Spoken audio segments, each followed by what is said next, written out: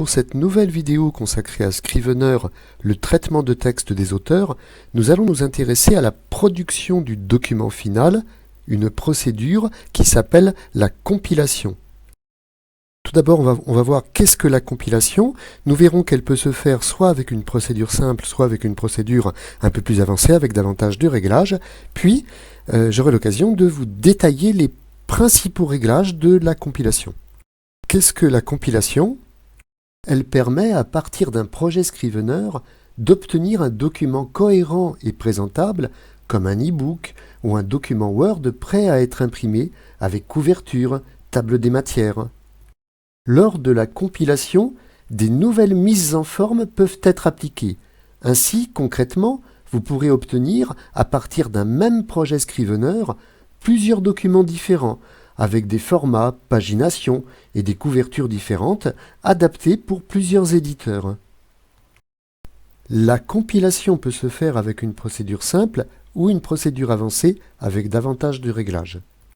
Avant de procéder à la compilation, vérifiez que votre document se situe bien dans le dossier que l'on voit en haut à gauche et qui s'appelle ébauche ou brouillon. La compilation sera plus facile à opérer si votre projet est correctement structuré. Ici, on voit que les écrits sont répartis dans des sous-dossiers avec 2 niveaux. Sans rentrer dans les détails, s'il y avait 4 ou 5 sous-dossiers, la compilation serait plus complexe. Pour lancer la compilation, je clique sur cette icône. Je suis en mode de compilation simple avec un nombre réduit de choix.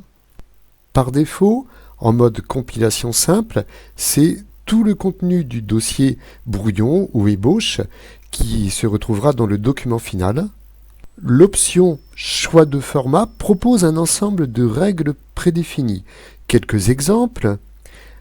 Original, ça vous permettra d'avoir en sortie un document qui respectera au maximum la mise en forme telle qu'elle apparaît dans Scrivener. Choix de format e-book, on obtiendra en sortie un document adapté à la lecture sur écran. Choix de format Enumerated Outline, ça peut vous intéresser si vous faites un travail d'étude ou si vous êtes étudiant, puisque vous obtiendrez en sortie un plan détaillé.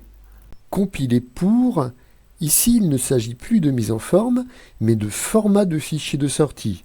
Alors ce sera par exemple PDF ou, un petit peu plus bas, EPUB pour des e-books, doc pour un document Word ou encore page web. Je vais cliquer sur cette petite flèche bleue afin de passer en mode de compilation avancée avec cette fois-ci davantage de réglages. Si vous êtes sur Macintosh, vous retrouverez les mêmes fonctionnalités. En revanche, l'apparence est un peu différente. Les principaux réglages propres à la compilation. Je ne vais pas passer tout en revue, mais je vais tenter de vous donner des repères en vous indiquant les principaux réglages. Ici, nous sommes dans l'onglet Sommaire. Alors, ça vous permet de sélectionner de façon détaillée ce qui figurera ou non dans la compilation. Ainsi, par défaut, c'est tout le contenu du dossier ébauche ou brouillon qui figurera dans la compilation, dans le document de sortie, mais vous pourriez décider, en cliquant ici, de ne faire figurer que un dossier de votre projet d'écriture dans le document de sortie. Pour comprendre l'intérêt des réglages que l'on trouve dans l'onglet Séparateur, le mieux certainement est de prendre un exemple. Les dossiers représentent des chapitres.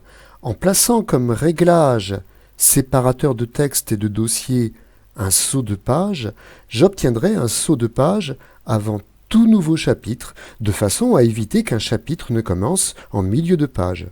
Dans l'onglet Mise en forme se trouvent des réglages très importants. C'est aussi ici que l'on peut effectuer des réglages de formatage qui n'apparaîtront que dans le document produit.